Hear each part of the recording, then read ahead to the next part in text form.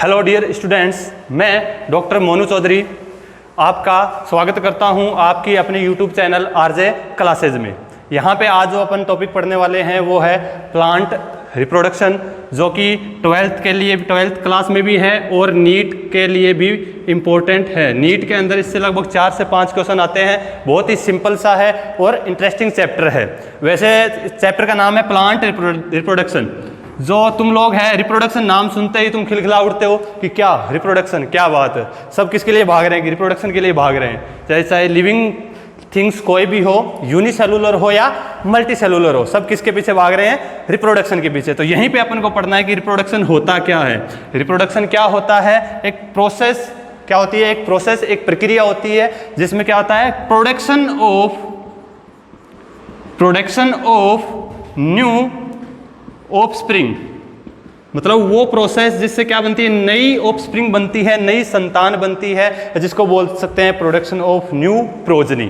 ठीक है, इसको बोलेंगे अपन रिप्रोडक्शन। जो रिप्रोडक्शन होता है वो 2 टाइप से हो सकता है, आइदर वो एसेक्सुअल रिप्रोडक्शन और सेक्सुअल रिप्रोडक्शन। सेक्सुअल रिप्रोडक्शन अपन को यहाँ पे इस चैप्टर के अंदर जो पढ़ना है वो सेक्सुअल रिप्रोडक्शन पढ़ना है। वो भी किसके अंदर पढ़ना है? फ्लावरिंग प्लांट में। कहाँ पे पढ़ना है?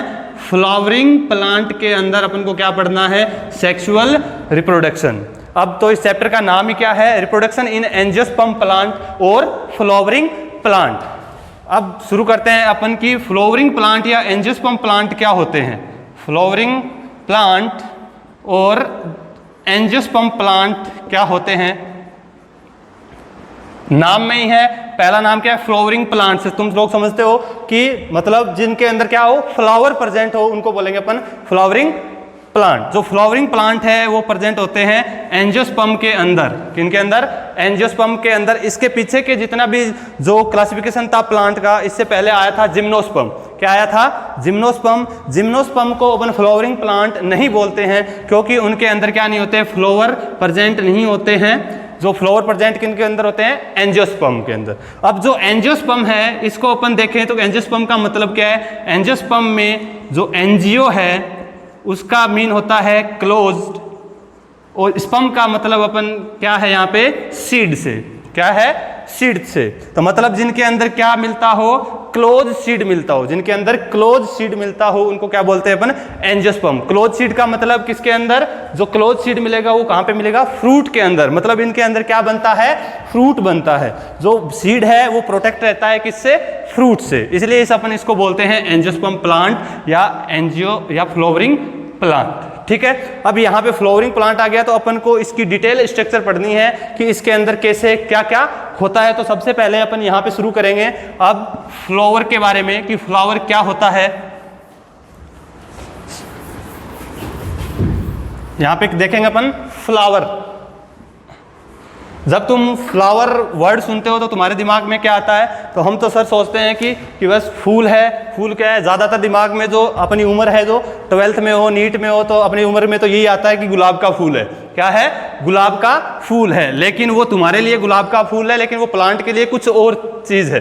प्लांट के लिए कुछ और चीज़ है। तो क्या है प्लांट के लिए? अपन वैसे तो नेचर ने जो फ्लावर बनाया है बड़ी ही ब्यूटीफुल थिंग्स बनाया है। क्या? जैसे कितना ब्यूटीफुल होता है, अट्रैक्टिव होता है। हर एक ओकेजन के ऊपर अपन इसको काम में लेते हैं। चाहे वो बर्थडे गिफ्ट देना हो किसी को, या कोई ओकेजन हो, या किसी का स्वागत करना हो, जैसे गार्लैंड वगैरह पहनाते हैं ना वो, या तुम्हारा फेवरेट कि सर प्रपोज करने जाएंगे तो क्या लेके जाएंगे? गुलाब का फूल लेके जाएंगे। तुम तो गुलाब का फूल ले जाओगे, लेकिन प्लांट क्या गए? प्लांट के लिए वो क्या है? गुलाब का फूल तुम्हारे प्रपोज करने की यूनिट नहीं है। वो क्या है? उसके लिए कुछ और है। वो क्या है? वो देखना है अपन को कि फ्लावर प्लांट के लिए क्या है। फ्लावर जो प्लांट के लिए है वो है उसकी रिप्रोडक्टिव यूनिट। क्या है? उसकी रिप्रोडक्टिव यूनिट है।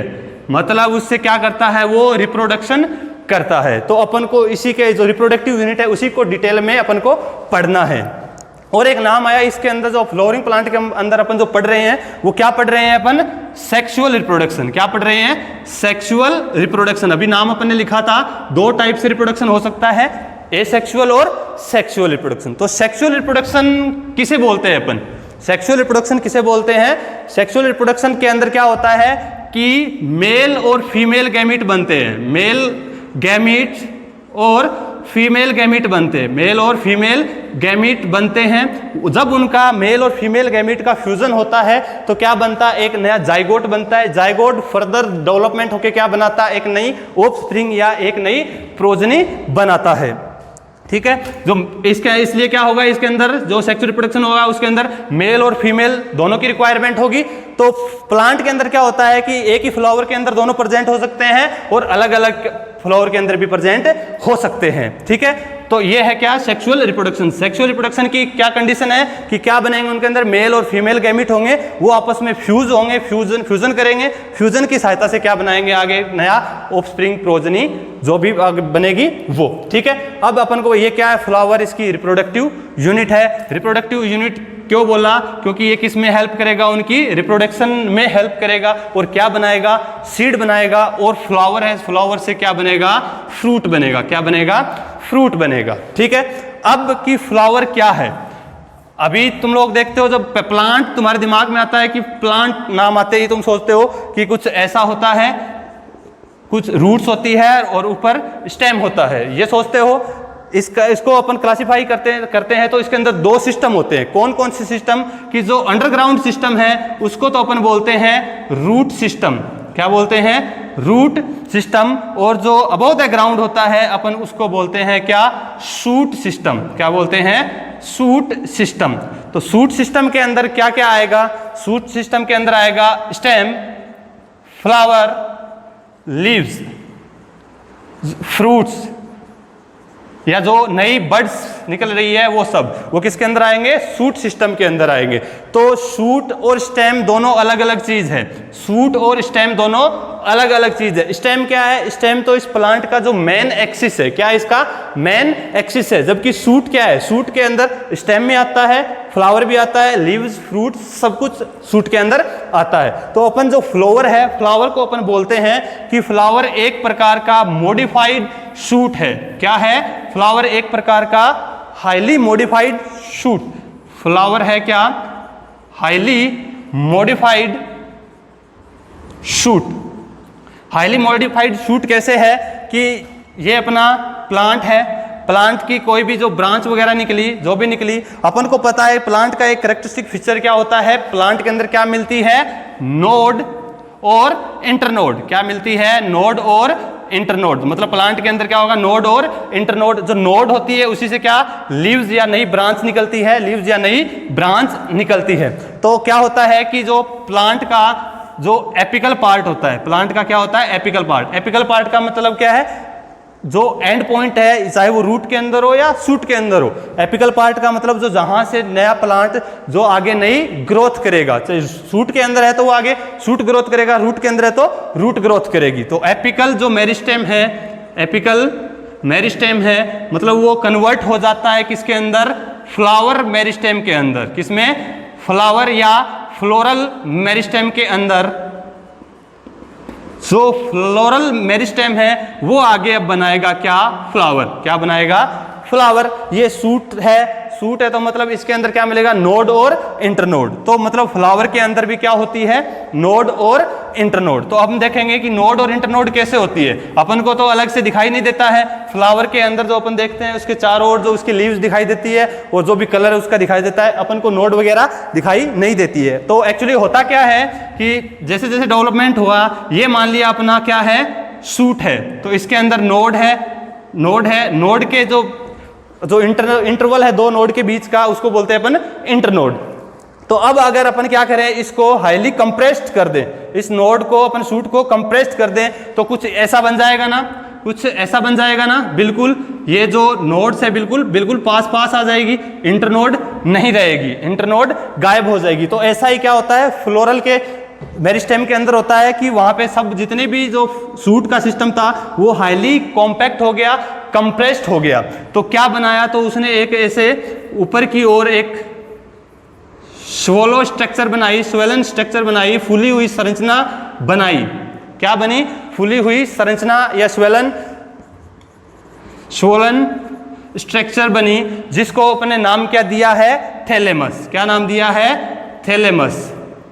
जो फ्लावर का जो थैलेमस पार्ट होता है उसी से क्या होती है, उसकी जो फ्लोरल लीव्स ओरिजिनेट होती है। फ्लोरल लीव्स कौन कौन सी होती है वो भी अपन देखेंगे तो जस्ट आगे। ये जो स्वोलन पार्ट स्ट्रक्चर क्या कहलाती है? थैलेमस। और जो फ्लोवर का जो थैलेमस पार्ट है, जो थैलेमस पार्ट है जो प्लांट के जिस पार्ट से जो एक स्टॉक लाइक स्ट्रक्चर से जो जुड़ा है, उस स्टॉक लाइक स्ट्रक्चर को बोलते हैं अपन पेडिसेल। क्या बोलते हैं? पेडिसेल, जिसके ऊपर क्या है? फ्लावर अटैच है, फ्लावर जुड़ा हुआ है। ठीक है, अब अपन को देखना है कि नोड और इंटरनोड से क्या निकलता है। तो अपन पढ़ रहे हैं क्या कि फ्लावर एक हाईली मॉडिफाइड शूट है। तो शूट का कैरेक्टरिस्टिक होता है, उनके अंदर क्या होता है? नोड और इंटरनोड। अगर स्टेम ऐसे होता तो नोड और इंटरनोड अलग अलग होते। अब ये क्या हो गया? हाईली कंप्रेस्ड या बिल्कुल कंडेंस हो गया, तो सारे नोड और इंटरनोड एक जगह इकट्ठे हो गए। तो अब नोड और उन इंटरनोड से क्या निकलेगा? फ्लोरल लीव्स निकलेगी। तो एक फ्लावर के अंदर कौन कौन सी फ्लोरल लीव्स होती है वो अपन को देखना है। अभी देखेंगे अपन क्या कि जब फ्लावर बनता है, जब बडिंग से स्टेज में होता है फ्लावर, जब फ्लावर बना तो वो पूरा ऐसे कुछ इस टाइप का होता है, कुछ इस टाइप का होता है, जो इसको बिल्कुल क्लोज होता है। जब वो ब्लूम करेगा, जब वो खिलेगा खुलेगा, तब अपन क्या देखते हैं कि फ्लावर के जो आउटर मोस्ट साइड में है, सबसे बाहर की ओर तुम लोग देखते हो कि ऐसे लीव्स लाइक स्ट्रक्चर होती है। यहां से ओरिजिनेट हुई है, मतलब यहाँ पे क्या है? नोड है। मतलब क्या है? यहाँ पे नोड है। जो लीव्स लाइक स्ट्रक्चर होती है उसको बोलते हैं क्या अपन? शेपल। क्या बोलते हैं? शेपल। ये फ्लावर पे डिपेंड करता है कि किस प्लांट का फ्लावर है। वो 2 हो सकती है, 3, 5, 6, वो कितनी भी हो सकती है नंबर्स के अंदर। अभी अपन जस्ट समझने के लिए, जिससे कि अपन को पूरा क्लियर दिखाई दे, इसलिए अपन सिर्फ 2 ही बना रहे हैं। तो उसको क्या बोलते हैं? अपन शेपल बोलते हैं। क्या बोलते हैं? शेपल। किसको? सिंगल यूनिट को। जो फ्लावर है उसकी जो आउटर मोस्ट कवरिंग होती है, जब अपन आउटर टू इनर जाते हैं, बाहर से अंदर की ओर जाते हैं फ्लावर के अंदर, तो आउटर मोस्ट कवरिंग है वो क्या है? शेपल है। क्या है? शेपल है। शेपल क्या है? सिंगल यूनिट है। क्या है?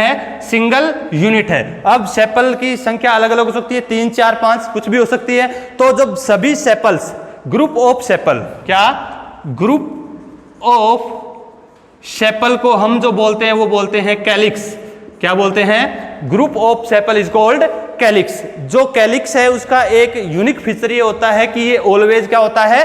ग्रीन होता है। क्या होता है?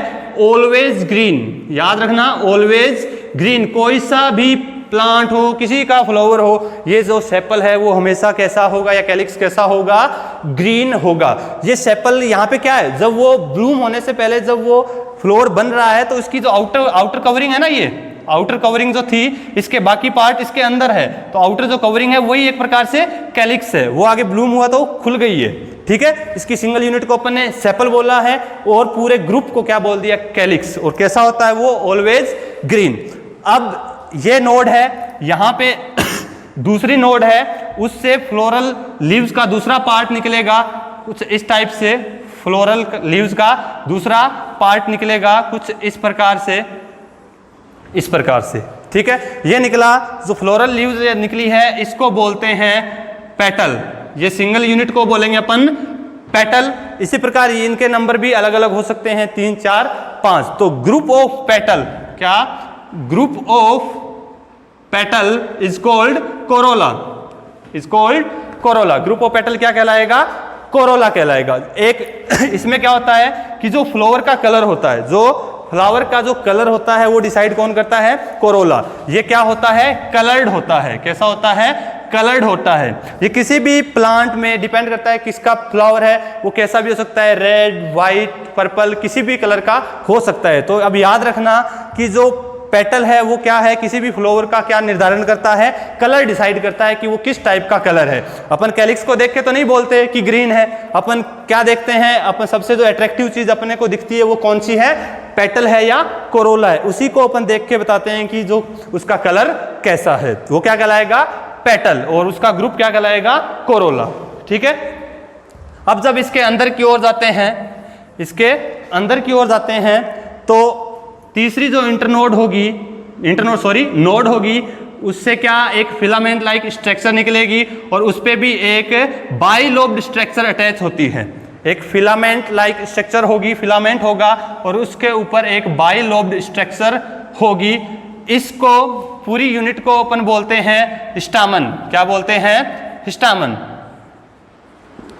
स्टामन जो कि फ्लावर का मेल रिप्रोडक्टिव पार्ट है, जो कि फ्लावर का क्या है? मेल रिप्रोडक्टिव पार्ट है, स्टामेन है। एक सिंगल को अपन ने बोला, सिंगल यूनिट क्या है? स्टामेन है। अगर ये भी इसका नंबर भी कितने ही हो सकते हैं, 3 4 5 10 20 कितने भी हो सकते हैं, डिपेंड करता है फ्लावर किसका है। तो group of stamen is called androecium, is called androecium. Group of stamen is called androecium. जो स्टामेन है उसके दो पार्ट है। ये वाला जो पार्ट है वो है फिलामेंट। क्या है? फिलामेंट। और जो ऊपर बाइलोब्ड स्ट्रक्चर है उसको बोलते हैं एंथर। क्या बोलते हैं? एंथर। जो एंथर है वो सबसे इंपॉर्टेंट स्ट्रक्चर है। एंथर है वो इंपॉर्टेंट स्ट्रक्चर है क्योंकि यही क्या है? उसका मेल रिप्रोडक्टिव ऑर्गन है। ठीक है, अब इसके अंदर की ओर अपन जाते हैं तो देखते हैं कि इसके अंदर और क्या होगा। अपन पढ़ रहे हैं यहाँ पे एक typical flower. Typical, complete typical flower का मतलब जिसके अंदर दोनों सेक्सुअल ऑर्गन प्रेजेंट हो, मेल और फीमेल दोनों का। तो अपन यहाँ पे इसकी फीमेल वाला पार्ट भी बनाते हैं। इसके सेंटर में यहाँ पे क्या होता है? फीमेल का पार्ट होता है। जो फीमेल के जो ऊपर वाला जो चेयर की जैसी जो स्ट्रक्चर बनी होती है उसको अपन बोलते हैं स्टिग्मा। क्या बोलते हैं? स्टिग्मा। और जो एक ट्यूब लाइक स्ट्रक्चर या पाइप के जैसी जो संरचना अपन को दिख रही है उसको अपन बोलते हैं स्टाइल। क्या बोलते हैं? स्टाइल। और नीचे की ओर जो फूली हुई स्ट्रक्चर है, स्वेलो स्ट्रक्चर है, उसको क्या बोलेंगे अपन? ओवरी। क्या बोलेंगे? ओवरी। स्टिग्मा, स्टाइल, ओवरी, तीन क्या है? इस फीमेल रिप्रोडक्टिव ऑर्गन के पार्ट है। तो मतलब ये भी नंबर में एक भी हो सकती है, एक से ज्यादा भी हो सकती है। अगर ये नंबर में एक है तो उसके लिए अपन इसको पूरी एक सिंगल यूनिट को अपन नाम देते हैं स्टिग्मा, स्टाइल, ओवरी को मिलाकर। स्टिग्मा, स्टाइल, ओवरी को मिला के अपन एक नाम देते हैं, वो है, इसका नाम है पिस्टिल। क्या नाम देते हैं? पिस्टिल। याद रखना क्या है? जो फीमेल रिप्रोडक्टिव पार्ट है उसकी सिंगल यूनिट को क्या बोलेंगे अपन? पिस्टिल। इसी प्रकार अगर ज्यादा संख्या में हो, ज्यादा नंबर्स में हो तो उसको बोलेंगे अपन गाइनोइशियम। क्या बोलेंगे? गाइनोइशियम। जो पिस्टिल का जो ग्रुप ऑफ पिस्टिल क्या कहलाएगा? गाइनोइशियम कहलाएगा, जो कि फीमेल का रिप्रोडक्टिव पार्ट है। नीचे वाला जो ओवरी है जो कि सीड बियर करेगा, जहां पे सीड बनेगा। कैसे बनेगा सीड? कि जो जैसे ही मेल के स्टामन जो है उसमें जो एंथर है, एंथर में क्या बनेगा? पोलन ग्रेन बनेगा या मेल गैमीट बनेगा। वो मेल गैमीट कहाँ पे आएगा? फीमेल के पास आएगा। और यहाँ पे फीमेल का क्या बनेगा? जो ओवा बनेगा उसके साथ फ्यूज होके क्या बनाएगा? आगे सीड बनाएगा। और ओवरी क्या बनाएगी? सीड के साथ फ्रूट्स बनाएगी। क्या बनाएगी? फ्रूट्स बनाएगी। तो ये टिपिकल स्ट्रक्चर है किसकी? फ्लावर की। अब एक चीज देखो कि फ्लावर का कलर अलग अलग क्यों है? किसी का रेड, किसी का व्हाइट, पर्पल, अलग अलग कलर हो सकते हैं। तो वो कलर अपन को पता है कौन डिसाइड करता है? कलर डिसाइड करता है उसका कोरोला वाला पार्ट। कौन करता है? कोरोला, जो कि उसका सेकंड वर्ल है, सेकंड साइकिल है। फर्स्ट साइकिल क्या है? कैलिक्स। सेकंड वाला क्या है? कोरोला। क्यों, किस लिए इतना अट्रैक्टिव, इतना कलरफुल बनाया है? क्योंकि प्लांट को क्या करना है? रिप्रोडक्शन करना है। क्या करना है? रिप्रोडक्शन करना है। रिप्रोडक्शन करना है तो मतलब कुछ ऐसी अट्रैक्टिव चीज बनानी होगी जो उसको रिप्रोडक्शन में मदद करे, उसकी रिप्रोडक्शन में मदद करे। यहाँ पे रिप्रोडक्शन में मदद कैसे होगी? मान लिया ये तो बाइसेक्सुअल फ्लावर हो, तो जैसे हवा वगैरह से आए तो एंथर से क्या स्टिग्मा पे पोलन ग्रेन जा सकती है, एंथर से स्टिग्मा पे पोलन ग्रेन जा सकती है। लेकिन कुछ ऐसे भी है जो यूनिसेक्सुअल फ्लावर हो, उसके अंदर क्या होगा? अट्रैक्टिव होगा। तो क्या होगा? ये किसको अट्रैक्ट करेगा? पॉलिनेटर को। किसको? पॉलिनेटर को। पॉलिनेटर अपन आगे अपन कंटिन्यू पढ़ेंगे तब आगे आएगा पॉलिनेशन। पॉलिनेशन समझते हो ना कि एंथर से जो एंथर डेवलप्ड होकर क्या बनाएगा? Pollen grain. पोलन ग्रेन का फीमेल की स्टिग्मा तक पहुंचने की प्रोसेस को अपन पॉलिनेशन बोलते हैं। तो पॉलिनेशन जो करने में हेल्प करते हैं उनको क्या बोलते हैं अपन? पॉलिनेटर। क्या बोलते हैं? पॉलिनेटर। जो पॉलिनेटर को अट्रैक्ट करता है, जैसे हनी बी, जैसे हनी बी हो, या वो कैसे भी हो सकता है, वो बाय एयर भी हो सकता है, बाय वाटर भी हो सकता है, कैसे भी वो हो सकता है। तो लेकिन हनी बी को अट्रैक्ट करता है तो मतलब ये इसलिए कलरफुल बनाया है। तुम लोगों को पता ही है कि दुनिया किसके पीछे भागती है? सुंदरता के पीछे भागती है। जो चीज ज्यादा सुंदर दिखी उसी के पीछे की ओर जाएगी। तो इसीलिए फ्लावर का क्या हुआ, कलर डेवलप हुआ, जिससे कि रिप्रोडक्शन की प्रोसेस उसमें आसानी से हो सके। ठीक है, अब अपन को आगे देखना है कि तो ये क्या हो रहा है, यहाँ पे नोड से जनरेट हो रही है। जितने भी ये पार्ट है ना, कैलिक्स, कोरोला, एंडोसियम, गाइनोसियम, ये कहाँ पे जनरेट हो रही है, कहाँ से ओरिजिनेट हो रही है, वो हो रही है इसके नोडल एरिया से। किसके, इस थैलेमस के। कहाँ से, थैलेमस के नोडल एरिया से जनरेट हो रही है। इसीलिए अपन इसको बोलते हैं, ये क्या है, हाईली मॉडिफाइड स्टेम है। हाईली मॉडिफाइड स्टेम नहीं, सॉरी, शूट है। हाईली मॉडिफाइड शूट है। स्टेम क्यों नहीं बोला, स्टेम क्या होता है, मेन एक्सिस होता है। क्या होता है, मेन एक्सिस। शूट क्या होता है, उसके अंदर, शूट के अंदर स्टेम, लीव्स और जो भी फ्रूट्स या फ्लावर जो भी बनेगा वो सब कुछ आता है। तो इसको शूट क्यों बोला, क्योंकि अपन को पता है ये थैलेमस वाला पार्ट स्टेम हो गया, मान सकते हैं अपन, स्टेम मान सकते हैं, और ये क्या आ रहा है, इसकी लीव्स आ रही है। तो इसको अपन ने क्या बोला है, हाईली मॉडिफाइड शूट, ना कि स्टेम। ठीक है, याद रखना, कई बार पूछ लेता है प्लांट क्या है, एक हाईली मॉडिफाइड, फ्लावर क्या है, हाईली मॉडिफाइड शूट है। ठीक है, तो आज के बाद अगर तुमको फ्लावर के बारे में कोई पूछे, फ्लावर के बारे में पूछे, तो दो वर्ड बोलने हैं। फ्लावर क्या है, एक प्रकार का रिप्रोडक्टिव यूनिट है। किसकी, प्लांट की। प्लांट की क्या है, वो रिप्रोडक्टिव यूनिट है, और वो क्या है, हाईली मॉडिफाइड शूट है। हाईली मॉडिफाइड शूट है। अभी क्या पढ़ा है अपन ने फ्लावर के बारे में, तो फ्लावर के अंदर अभी अपन ने क्या क्या देखा है वो देखते हैं। कि अपन ने देखा कि अलग अलग साइकिल्स देखे अपन ने, कौन कौन से, जैसे कैलिक्स था, कोरोला था, एंड्रोसियम, गाइनोसियम। उसी के बेसिस पे जो फ्लावर का जो लीव्स पैटर्न है, जो लीव्स है क्लास, उसको अपन 2 पार्ट्स में डिवाइड करते हैं। कौन कौन से 2 पार्ट्स है, जो आउटर मोस्ट जो 2 वर्ल है, 2 साइकिल है, उनको बोलते हैं वेजिटेटिव पार्ट। क्या, वेजिटेटिव पार्ट, और एसेसरी वर्ल। वेजिटेटिव पार्ट और एसेसरी वर्ल। क्या मतलब है, एसेसरी का मतलब सहायक। क्या, सहायक वर्ल मतलब सहायक चक्कर। मतलब वो क्या है, रिप्रोडक्शन में डायरेक्ट भाग नहीं लेते हैं, वो क्या करेंगे, सहायता करेंगे उसमें। एसेसरी वर्ल, एसेसरी का काम करेंगे, सहायता करेंगे। कैसे सहायता करेंगे, अभी अपन ने देखा कि कोरोला था। क्या था, कोरोला था। तो कोरोला क्या कर रहा था, उनको, किनको, पोलिनेटर को अपनी ओर अट्रैक्ट कर रहा था। पोलिनेटर को क्या कर रहा था, अट्रैक्ट कर रहा था। इसलिए इनको बोला है अपन ने एसेसरी वर्ल। अगर ये नहीं भी होंगे तो भी कोई दिक्कत नहीं है, ये नहीं होगा कि रिप्रोडक्शन नहीं होगा, सीड नहीं बनेगा, बनेगा। लेकिन ये होंगे तो क्या होगा, रिप्रोडक्शन के चांसेस ज्यादा रहेंगे, क्योंकि पोलिनेटर को वो अट्रैक्ट करेगा। जो वेजिटेटिव पार्ट है, जो एसेसरी वर्ल है, उसके अंदर अपन 2 वर्ल को काउंट करते हैं। जो आउटर मोस्ट होता है सबसे बाहर की ओर, वो होता है कैलिक्स, और जो सेकंड नंबर का है वो है कोरोला। दोनों कैसे हैं, एसेसरी वर्ल या वेजिटेटिव पार्ट है। जो कैलिक्स है, अपन ने देखा कि इसकी सिंगल यूनिट को अपन ने क्या बोला है, सेपल। कोरोला की सिंगल यूनिट को क्या बोला अपन ने, पेटल। क्या बोला, पेटल। जो कैलिक्स के लिए एक वर्ड अपन ने याद रखना है, कैसा होता है, ऑलवेज ग्रीन।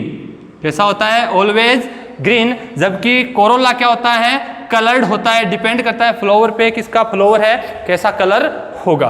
तो ये 2 हो गए आउटर मोस्ट वर्ल। जो अब इनके अंदर अपन जाते हैं, फिर क्या आएगा, जो आएगा उनको बोलते हैं अपन रिप्रोडक्टिव पार्ट, रिप्रोडक्टिव यूनिट या रिप्रोडक्टिव पार्ट। उसकी रिप्रोडक्टिव यूनिट कौन कौन सी है, जो उसका जो एक है मेल रिप्रोडक्टिव यूनिट है।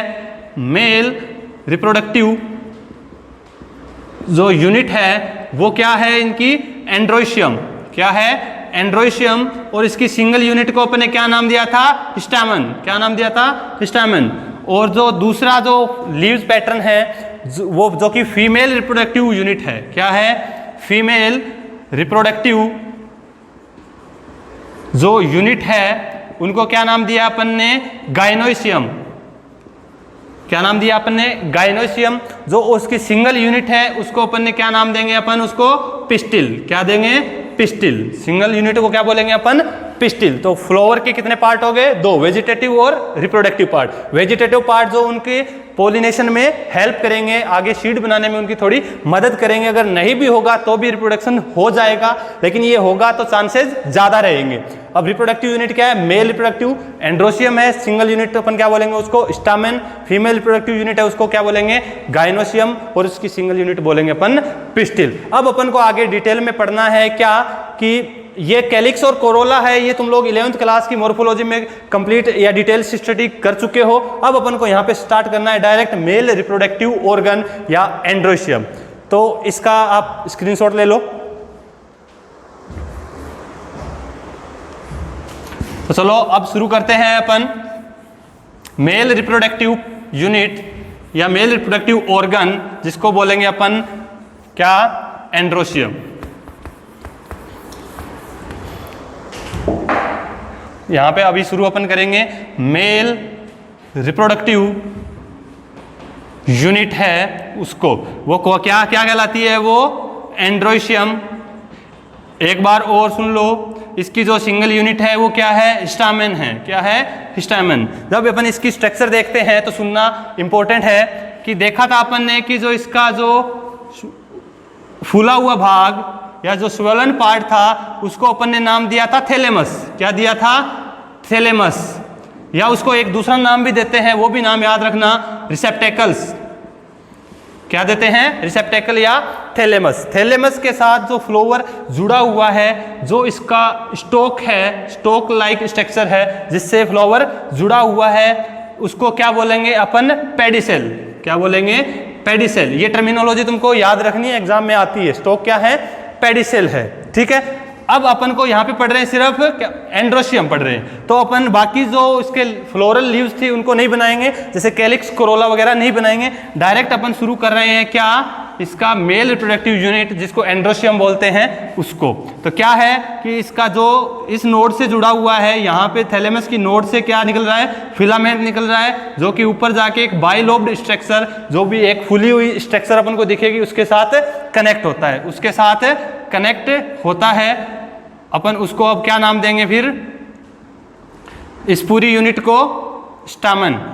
क्या देंगे, स्टामेन। स्टामेन के अंदर क्या क्या है, ये वाला पार्ट जो थैलेमस और जो ऊपर वाला पार्ट एंथर है, उसके बीच की जो कनेक्टिंग लिंक है, जो जुड़ा हुआ है, उस लिंक को क्या बोलेंगे अपन, फिलामेंट। क्या बोलेंगे, फिलामेंट। फिलामेंट क्या है, क्या करेगा, वो एंथर को थैलेमस के साथ अटैच करेगा, जोड़ेगा। और ये ऊपर वाला जो यूनिट है, ऊपर वाला जो पार्ट है, जो उभरा हुआ या फूला हुआ जो भाग है, उसको क्या बोलते हैं अपन, एंथर बोलते हैं। क्या बोलते हैं, एंथर बोलते हैं, जो कि इंपॉर्टेंट मेल रिप्रोडक्टिव ऑर्गन का जो मेन जो पार्ट है वो यही है। यहीं पे सब कुछ पोलन ग्रेन या माइक्रोस्पोर जिनको बोलते हैं वो जनरेट होंगे। ठीक है। ये फिलामेंट और एंथर दोनों मिलकर क्या कहलाते हैं, स्टामेन।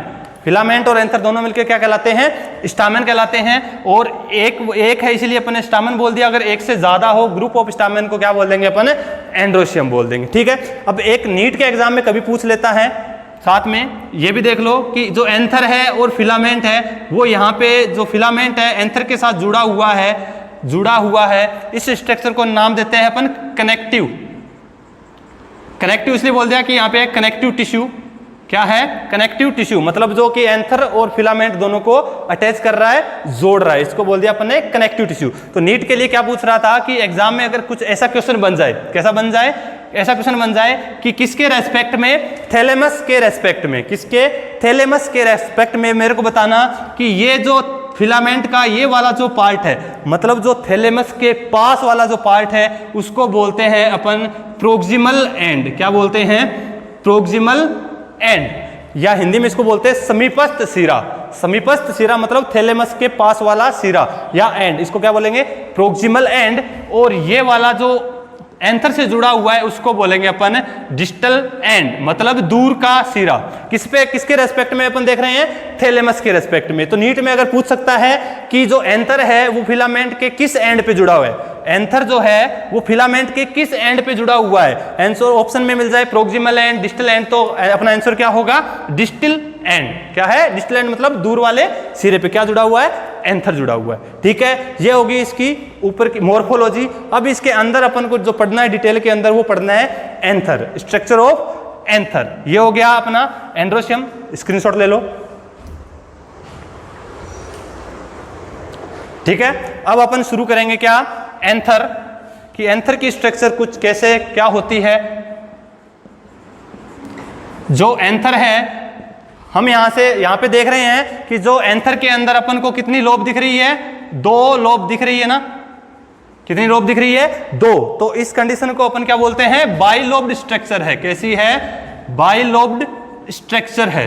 क्या है? बाइलोब्ड स्ट्रक्चर, मतलब दो लोब है जो आपस में कनेक्ट है, किसकी सहायता से? कनेक्टिव टिश्यू की सहायता से। अब अपन को एंथर की डिटेल में स्ट्रक्चर देखनी है, क्या करना है? अब अपन जब इसको देखेंगे तो मैं क्या कर रहा हूं, मैं इसका ट्रांसवर्स सेक्शन काट रहा हूं। ट्रांसवर्स सेक्शन कि मतलब कैसे कि ये कुछ इस टाइप से है, अपन क्या करेंगे इसको ऐसे या ऐसे काटेंगे, मतलब ऊपर से अपन ने इसको ऐसे काटा, क्या काटा? ऐसे काटा। तो अब हम इसके अंदर देखेंगे कि अपन को क्या दिखाई देता है। तो अब मैं इसके ऊपर बोर्ड पे जो बना रहा हूं डायग्राम कैसा है कि अपन इसको काटने के बाद अपन को ऊपर से वो क्या दिखाई देता है वो यहाँ पे अपन बना रहे हैं। तो कैसा दिखेगा देखना, ढंग से देखना, काम का है, सबसे इंपॉर्टेंट यही है इसी चैप्टर के अंदर अभी, कि कुछ इस टाइप की स्ट्रक्चर होती है।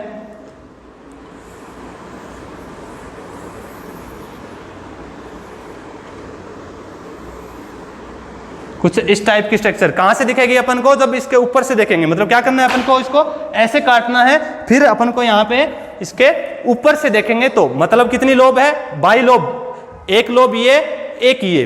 कैसे है ये यहां पे क्या होगा इसका? यहां पे क्या होगा? यहां पे क्या होगा? ये फिलामेंट। क्या होगा? फिलामेंट। मतलब नीचे की ओर फिलामेंट जुड़ा होगा कुछ इस टाइप से, ऐसे पूरा नीचे की ओर। ठीक है, अपन ने इसका ट्रांसफर सेक्शन काटा है, फिर ऊपर से देखा है। तो अब अपन को ऊपर से क्या दिखाई देता है वो देखना है। यहां पे अपन देख रहे हैं कि दो लोब दिख रही है, एक लोब ये, एक ये। तो कैसी स्ट्रक्चर है वो? बाइलोब्ड स्ट्रक्चर है। अब इसके अंदर क्या दिख रहा है अपन को? कंपार्टमेंट दिख रहे हैं। कितने कंपार्टमेंट दिख रहे हैं तुमको यहाँ पे? 4। कितने? 1 2 3 और 4। अपन को यहाँ पे कितने कंपार्टमेंट नजर आ रहे हैं? 4 कंपार्टमेंट नजर आ रहे हैं। इन कंपार्टमेंट का अगर अपन देखें तो जो कंपार्टमेंट है उसको अपन नाम देते हैं, वो नाम याद रखना तुम, क्या बोलते हैं? थिक्का। एक कंपार्टमेंट को क्या बोलते हैं अपन? थिक्का। तो कितने थिक्का है यहाँ पे? 1 2 3 और 4। कितने थिक्का है? 4। या अपन दूसरा नाम देते हैं, वो भी नाम याद रखना है तुमको, माइक्रोस्पोरेंजिया। क्या बोलते हैं इसको? माइक्रोस्पोरेंजिया। माइक्रोस्पोरेंजिया इसलिए बोला है कि इसके अंदर किसका फॉर्मेशन होगा? माइक्रोस्पोर का। क्या? किसका? माइक्रोस्पोर का, जो कि क्या है? मेल गैमीट है। वो कहां पे बनेगा? इस थिक्का या माइक्रोस्पोरेंजिया के अंदर। कहां पे बनेगा? माइक्रोस्पोरेंजिया के अंदर। या अपन इसको पोलन शेक भी बोल सकते हैं। क्या बोल सकते हैं अपन इसको? पोलन शेक भी बोल सकते हैं। पोलन शेक अपन आगे पढ़ेंगे। पोलन शेक में थोड़ा डिफरेंस होगा कि वो सेंटर वाला पार्ट है, अपन उसको पोलन शेक बोल रहे हैं। ठीक है, तो अभी भी अगर इसको भी अगर पोलन शेक तुम बोल रहे हो तो भी कोई दिक्कत नहीं है। क्या है ये? पोलन शेक, माइक्रोस्पोरेंजिया और थिक्का। तो ये भी थिक्का, ये भी थिक्का और ये भी थिक्का, ये भी थिक्का। ये चारों क्या है? थिक्का बोलते हैं इनको, कंपार्टमेंट को। अब सुनना, एक जो लोब है, ये जो अपन ने अभी देखा है, जो बाइलोब्ड स्ट्रक्चर है, इसके अंदर जो ईच लोब है, हर एक लोब के अंदर कितने थिक्का है? 2। कितने थिक्का है? 2। कितने थिक्का है? 2। तो 2 के लिए अपन तुम लोगों ने पढ़ा होगा कि एक के लिए मोनो, 2 के लिए डाई, ट्राई, टेट्रा, पेंटा, ऐसे यूज करते हैं ना अपन। उसी के बेसिस पे इसको नाम अपन ने दे दिया, 2 है तो इसके लिए अपन ने नाम दे दिया डाईथिकस। कैसे? डाईथिकस। तो याद रखना क्या कि जो एंथर है वो कैसा होता है? बाइलोब्ड और डाईथिकस। कैसा होता है एंथर? बाइलोब्ड और डाईथिकस। डाई किस लिए यूज किया अपन ने? 2 है इसीलिए। किसमें? ईच लोब में 2 थिक्का, इसलिए अपन ने यूज कर दिया डाईथिकस। तो इसको एक चीज और बोलते हैं कि जो पूरा एंथर है, जो होल एंथर है, जो अपना एंथर है, इसको एक नाम और दे सकते हैं। कैसे? नाम क्या? जैसे कौन सी कंडीशन होगी? माइक्रोस्पोरेंजिया भी बोल रहे हैं ना इस चीज को अपन, कंपार्टमेंट को। तो कितने माइक्रोस्पोरेंजिया हो गए? 1 2 3 और तो 4 हो गए ना। 4 हो गए तो इस कंडीशन को अपन जो बोलेंगे वो याद रखना तुम। 4 के लिए क्या वर्ड यूज करेंगे अपन? क्या यूज करेंगे? टेट्रा। क्या बोलेंगे? Tetra sporangiate. क्या बोलेंगे अपन? Tetra sporangiate. तो याद रखना, कोई पूछ ले कि जो टिपिकल, जो नॉर्मली मैक्सिमम जो फ्लावर होते हैं उनका जो एंथर होगा वो कुछ इस टाइप का हो गया। क्या क्वेश्चन आ जाएगा नीट के एग्जाम में? कैसे? बाइलोब्ड, डाईथिकस और टेट्रा स्पोरेंजिएट। क्वेश्चन आ जाएगा कि निम्न में से जो कथन दिए गए हैं, नीचे फॉलोइंग स्टेटमेंट हो गए, उनमें से कौन सा करेक्ट है? किसके लिए? एंथर के लिए। जैसे कैसे? एक स्टेटमेंट दे दिया, फर्स्ट ऑप्शन दे दिया कि जो एंथर जो है वो बाइलोब्ड, डाईथिकस, टेट्रास्पोरेंजिएट होता है। बी ऑप्शन आ गया बाइलोब्ड, टेट्राथिकस, टेट्रास्पोरेंजिएट आ गया। या फिर तीसरा ऑप्शन आ जाए कि single lobe, dithecous, tetrasporangiate, fourth आ जाए नन ऑफ दीज, तो क्या ऑप्शन करोगे? फर्स्ट वाला। क्या? बाइलोब्ड, डाइथिकस और टेट्रास्पोरेंजिएट। क्या होगा इसका आंसर? बाइलोब्ड, डाइथिकस और टेट्रास्पोरेंजिएट। तो इस चीज को याद रखना है। तो ये जो डाइथिकस अपन ने यूज किया है वो सिंगल लोब के हिसाब से यूज किया है, तो यहाँ पे टेट्राथिकस मत लिख देना, टेट्राथिकस मत लिखना, क्या होगा? डाइथिकस। और टोटल जो आंसर है 4 कंपार्टमेंट है, मतलब 4 माइक्रोस्पोरेंजिया है, इसलिए अपन ने यूज किया टेट्रास्पोरेंजिएट। ठीक है, अब क्या करो, इसका स्क्रीनशॉट ले लो।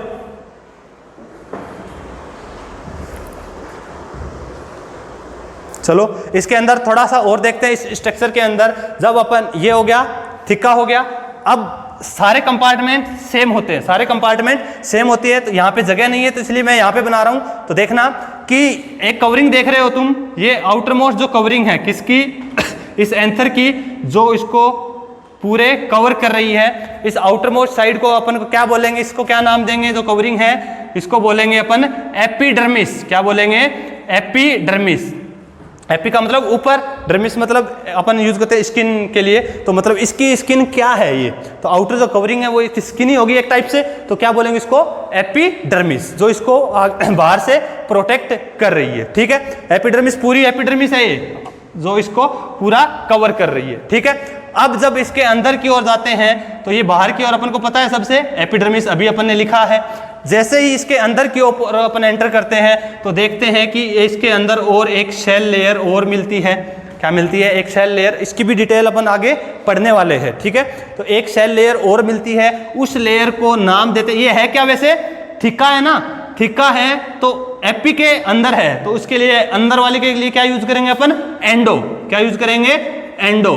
तो याद रखना तुम लोग इसको एंडोडर्मिस मत लिखना, याद रहे।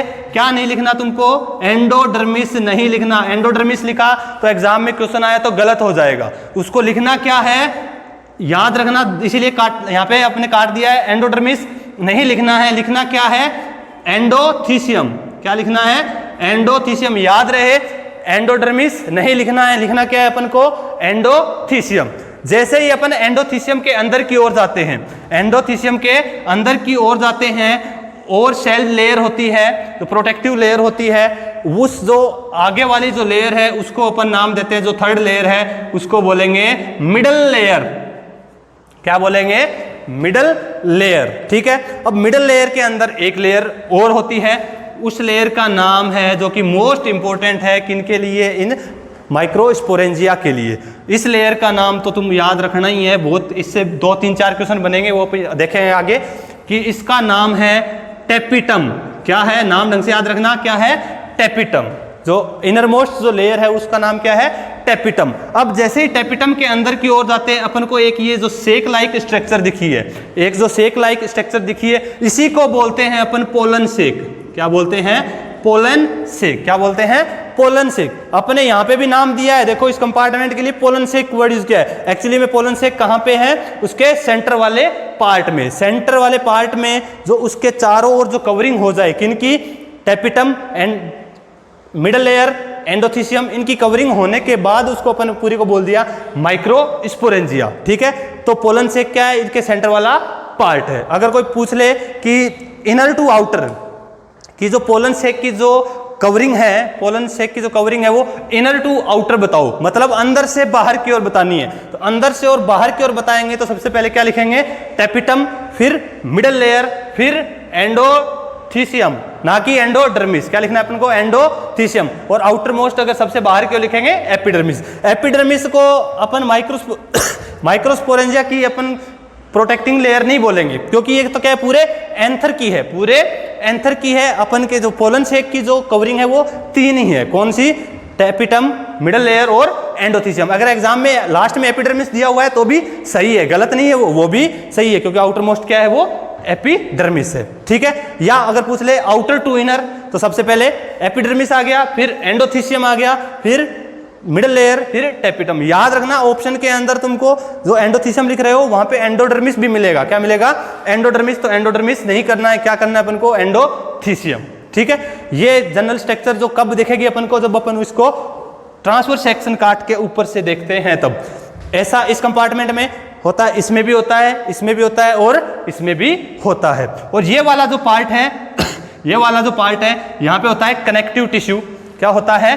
Connective tissue. मतलब कनेक्टिव टिश्यू कैसे क्या काम करेगा? नाम में ही है कनेक्टिव, मतलब कनेक्ट करेगा, अटैच करेगा, जोड़ेगा किसको? इन दो लोब को, और नीचे क्या है इसके? फिलामेंट है। दो लोब और जो फिलामेंट है उसको कनेक्ट करेगा कौन?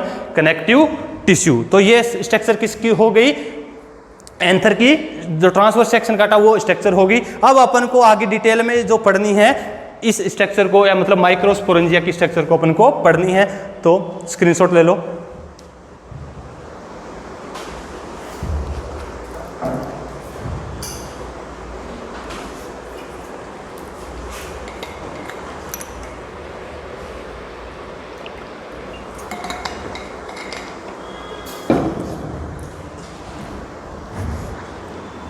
ठीक है, रफ कर रहा हूं मैं इसको।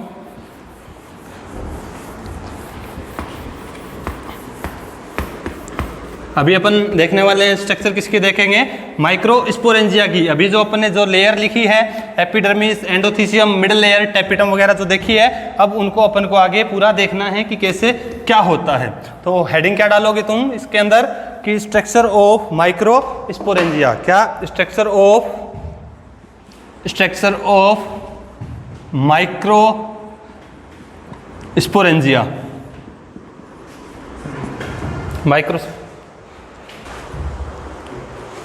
क्या पढ़ रहे हैं अपन? Structure of microsporangia. अभी अपन ने देखा था कि माइक्रोस्पोरेंजिया की जो कवरिंग थी उसी को अपन को डिटेल में पढ़ना है, ढंग से समझना, बहुत काम की चीज है। क्या? आउटर मोस्ट अपन ने देखा कि जो एंथर की कवरिंग है, किसकी कवरिंग है? वो एंथर की कवरिंग है। वो है सबसे आउटर मोस्ट जो लेयर है वो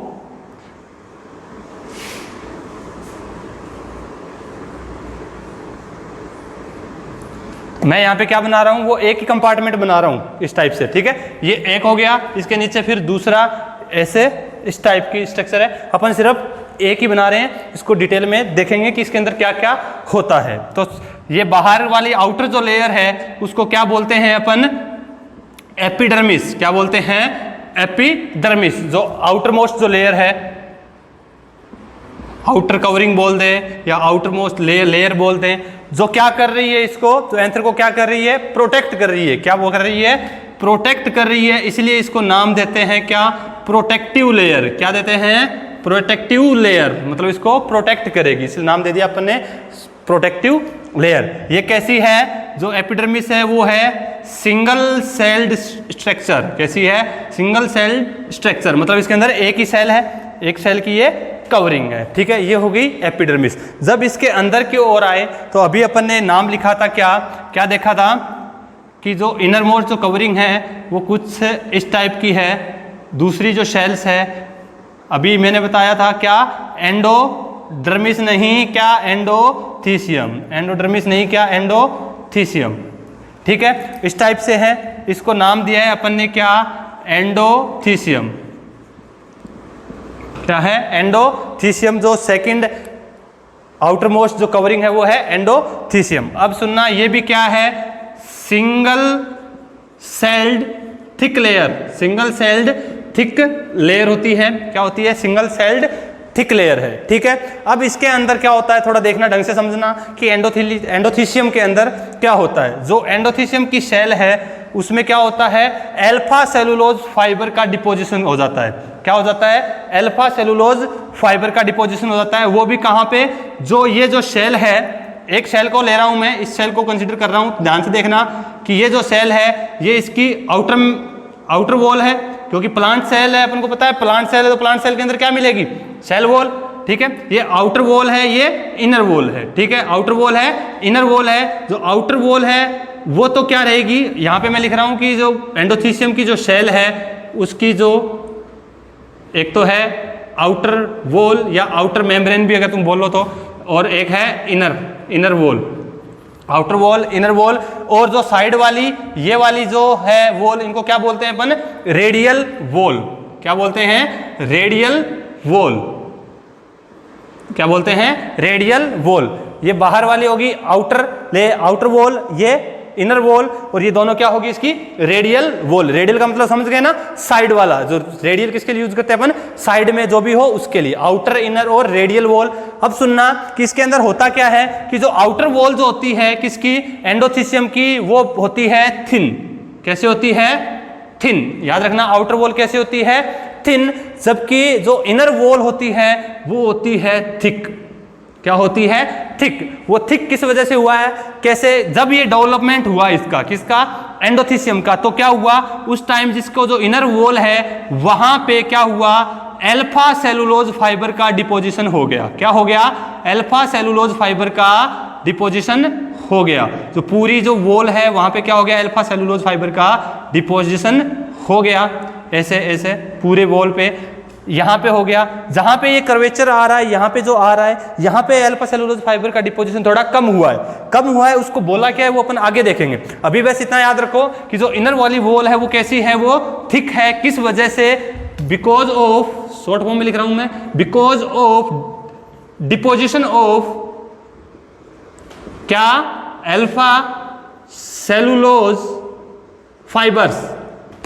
अल्फा सेलुलोज फाइबर के डिपोजिशन होने की वजह से वो क्या हो गया है, ऐसा थिक हो गया है। ठीक है, अब ऐसे ही क्या होता है, जो इसकी रेडियल वॉल है, रेडियल वॉल मतलब साइड वाली, यहां पे भी फाइबर का डिपोजिशन हो जाता है, तो यहां पे भी बैंड लाइक स्ट्रक्चर बनती है। क्या बनती है, बैंड लाइक स्ट्रक्चर बनती है। जस्ट समझाने के लिए बना रहे हैं अपन ऐसा इसको, कि डायग्रामेटिक तुम समझ जाओ। ठीक है, वो यहाँ पे इस पॉइंट के ऊपर जो अपन बना रहे हैं, ये जो बैंड लाइक स्ट्रक्चर है, ये यहाँ पे भी एब्सेंट होती है। ठीक है, ये जो बैंड लाइक जो स्ट्रक्चर अपन ने बनाई है, इन बैंड लाइक जो स्ट्रक्चर को जो रेडियल वॉल पे जो डिपोजिशन हुआ है, क्या हुआ है, ये फाइबर का डिपोजिशन हुआ है। तो यहाँ पे जो बैंड लाइक जो स्ट्रक्चर बनी है, याद रखना इंपॉर्टेंट है, बैंड लाइक जो स्ट्रक्चर है उसको अपन ने नाम दिया है कैलोज बैंड। क्या, कैलोज बैंड। क्या है वो, कैलोज बैंड। इंपॉर्टेंट है, आगे भी आएगा अपने, तो याद रखना कि जो बैंड लाइक स्ट्रक्चर जो एंडोथीसियम की लेटरल वॉल या रेडियल वॉल पे है, उनको क्या बोला है अपन ने, कैलोज बैंड बोला है। ठीक है, ये एंडोथीसियम की प्रॉपर्टी होगी। अब एक चीज मेरे को बताओ, यहां पे क्या है, फाइबर जमा हो गया।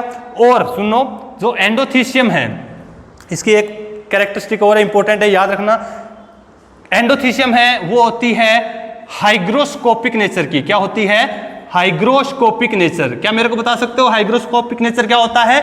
सुनो, क्या हाइग्रोस्कोपिक नेचर क्या होता है कि जो एयर से क्या करे, मॉइस्चर एब्जॉर्ब कर ले। क्या कर ले, एयर से मॉइस्चर एब्जॉर्ब कर ले, नमी अवशोषित कर ले। Moisture absorb from air, air से क्या कर ले, मॉइस्चर।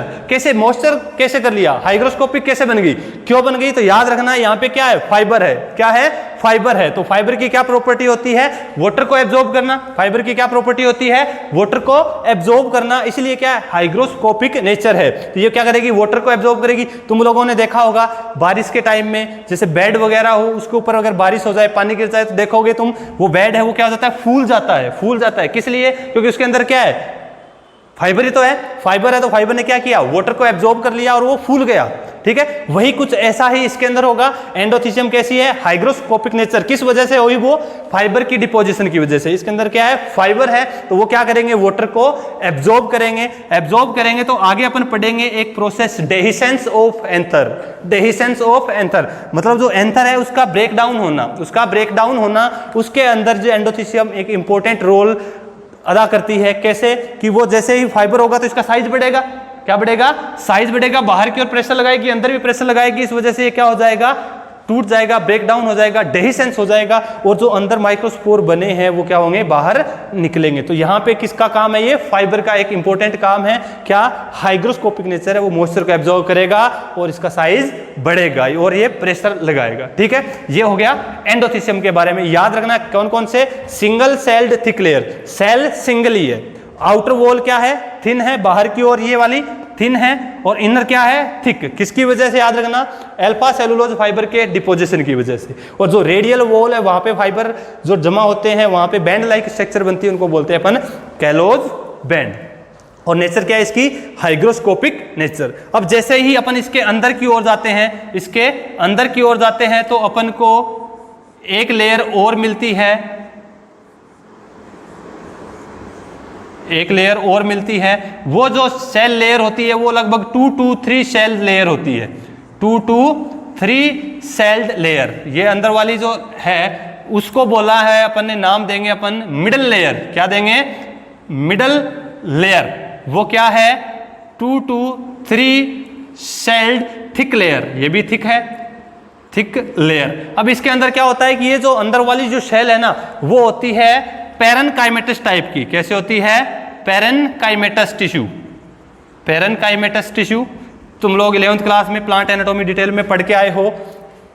पैरेनकाइमेटस टिश्यू, जो पैरेनकाइमेटस टिश्यू मतलब ऐसा बिल्कुल स्पॉन्जी टिश्यू होता है, बिल्कुल स्पॉन्जी मुलायम टिश्यू होता है। वो यहाँ पे क्या करेगा, ये जो टिश्यू है वो आगे जो अंदर जो आएगी क्या माइक्रोस्पोर जो बनेगी उसके लिए फूड का काम करेगा। वो कौन सी लेयर है? मिडल लेयर है। जो मिडल लेयर या जो पैरेनकाइमेटस टिश्यू होता है वो होता है एफिमेरल नेचर का। एफिमेरल नेचर का मतलब, एफिमेरल का मतलब होता है शॉर्ट टाइम पीरियड के लिए, कुछ एक टाइम के लिए होता है, बाद में क्या होता है डीजनरेट हो जाती है, क्योंकि फूड के रूप में उसको शेल यूज कर लेगी और ये डीजनरेट हो जाएगी। एफिमेरल का यहाँ पे मतलब है फॉर लिस्ट टाइम, बहुत ही कम समय के लिए, लिटिल टाइम, बहुत ही कम समय के लिए ये प्रेजेंट होती है, बाद में डिजनरेट हो जाती है। जैसे ही अब और इसके अंदर आते हैं तो सबसे इंपॉर्टेंट और जो लास्ट लेयर है वो क्या है, तो याद रखना बहुत काम की है ये अपने, ये जो लास्ट वाली लेयर है वो है क्या? टेपिटम। क्या है?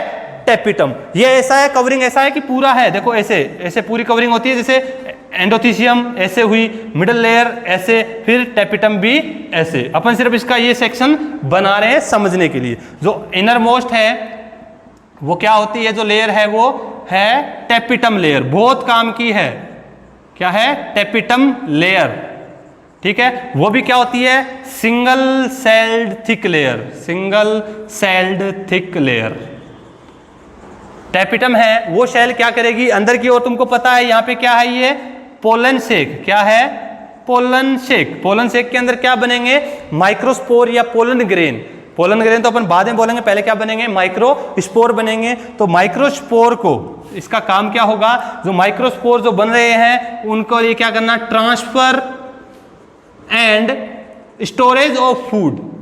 Transfer and storage of food, तो मतलब टेपिटम का काम क्या है कि फूड को स्टोर करना और ट्रांसफर करना। ट्रांसफर कहां करेगी? माइक्रोस्पोर के पास, जो कि पोलन शेक के अंदर बनेंगे। ले कहां से रही है? वो मिडल लेयर से फूड लेगी और ट्रांसफर करेगी कहां पे? यहां पे। किस पे? पोलन ग्रेन के पास। ठीक है, इसीलिए याद रखना, इसीलिए नाम याद रखना, इसको बोलते हैं न्यूट्रिटिव लेयर। इसलिए इसको क्या बोलते हैं? Nutritive layer. मतलब ये क्या करेगी? न्यूट्रिशन प्रोवाइड करवाएगी, इसलिए इसको बोलते हैं अपन न्यूट्रिटिव लेयर। याद रखना, अगर तुमको एग्जाम में आ जाए कि न्यूट्रिशन प्रोवाइड कराने वाली लेयर का नाम कौन सा है, तो ज्यादा दिमाग नहीं लगाना। ये मत लगाना कि सर ने बताया था पैरेनकाइमेटस टिश्यू है तो उससे वो फूड बनेगा तो मिडल लेयर हो जाएगी, गलत हो जाएगा क्वेश्चन। याद रखना क्या है जो न्यूट्रिशन प्रोवाइड करवा रही है, वो टेपिटम है। कौन सी है? टेपिटम है। मिडल लेयर किसी हालत में मत कर देना, क्या आएगा? Tapetum layer. उसको क्या बोलते हैं? न्यूट्रिटिव लेयर भी अपन बोलते हैं। जैसे ही पोलन माइक्रोस्पोर या पोलन ग्रेन डेवलप्ड होते जाते हैं, बाद में ये भी क्या हो जाती है? डीजनरेट हो जाती है। क्या हो जाती है? डीजनरेट हो जाती है। सुनना, शुरुआत के अंदर जो होता है, ये जो शेल जो होती है, टेपिटम की शेल जो होती है वो होती है डिप्लॉइड। क्या होती है? डिप्लॉइड सेल होती है। डिप्लॉइड सेल आई होप तुम लोगों को पता होगा। डिप्लॉइड और हैप्लॉइड का मतलब क्या है? डिप्लॉइड सेल है, इसका मतलब इसके अंदर नंबर ऑफ क्रोमोसोम क्या है? 2n है। क्या है? 2n नंबर में है। अगर नहीं पता है तो थोड़ा देख लेना, बाद में अच्छा समझ में आएगा। डिप्लॉइड है तो क्या होगा? इस सेल के अंदर ये अपने आप न्यूक्लियर डिवीजन होता है। न्यूक्लियर डिवीजन होता है। डिप्लॉइड से ये पॉलीप्लॉइड भी बन जाती है।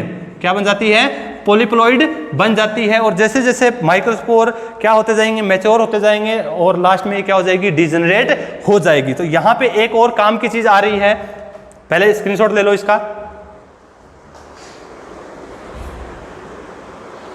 ठीक है, इसको थोड़ा मिटा रहा हूं मैं।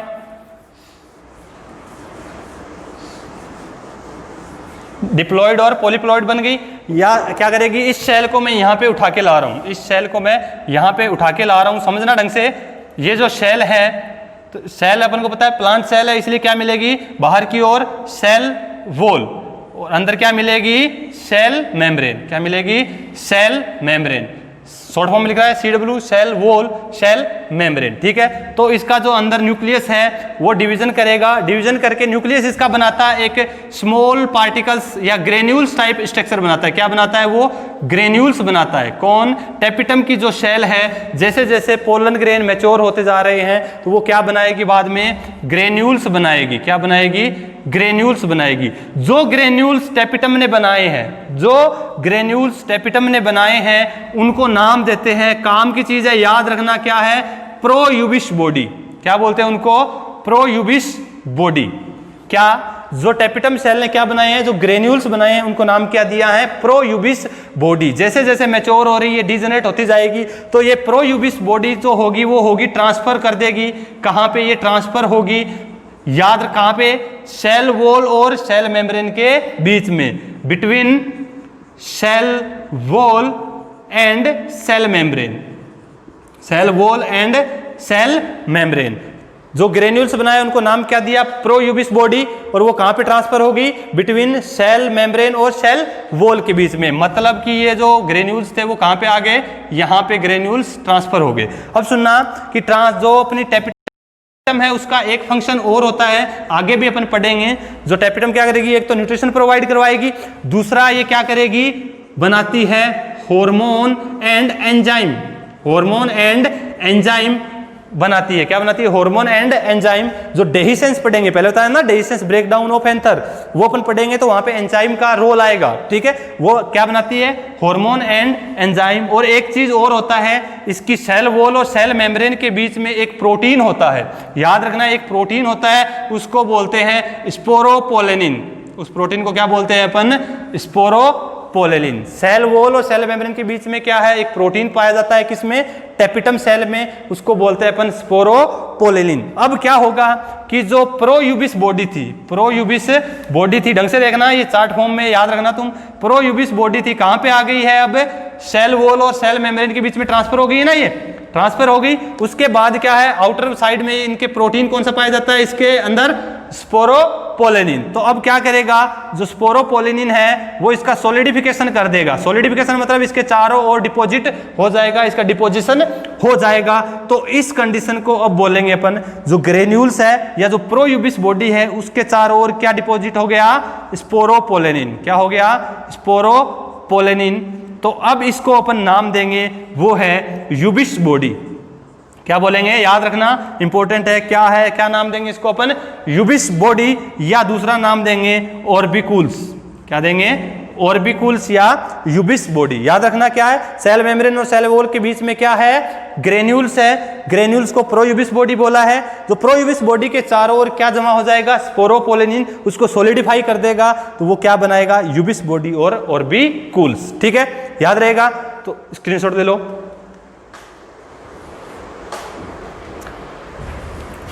अब थोड़ा सा इसको और मिटा रहा हूं मैं।